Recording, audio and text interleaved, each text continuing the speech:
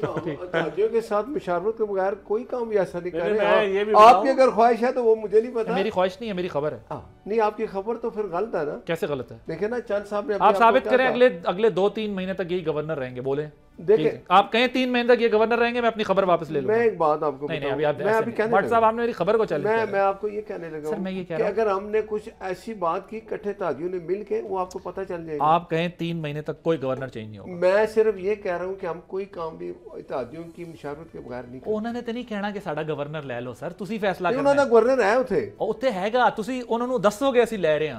میں ادھر کی تو خیر بات نہیں کر رہا، ابھی سندھ کا زیادہ بات ہو رہی ہے. بات یہ کہ جو رویہ جو طریقہ کار پی ٹی آئی نے رکھا ہوا ہے ابھی کل نہیں آیا، اچھا بچہ بن گیا. میں خوش ہوں وزیر اعلیٰ پہ کہ اس نے کہا بھائی جان میں نہیں جاتا ادھر.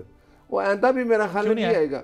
کیوں؟ اس کو پتہ ہے نا کہ غیر قانونی طریقہ اختیار کر رہا ہے. صوبے میں جو حالات ہیں آپ مجھے بتائیں، وہاں جتنی دہشت گردی ہے جو کچھ ہے، کیا صوبے کا وزیر اعلیٰ 3 دن ادھر رہ سکتا ہے؟ اور یاروں مددگار صوبے کو چھوڑ دیا.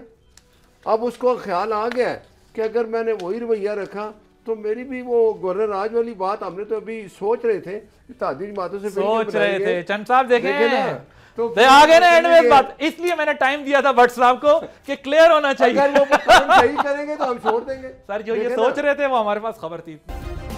سبسکرائب کریں اور بیل دبائیں تاکہ کوئی خبر رہ نہ جائے.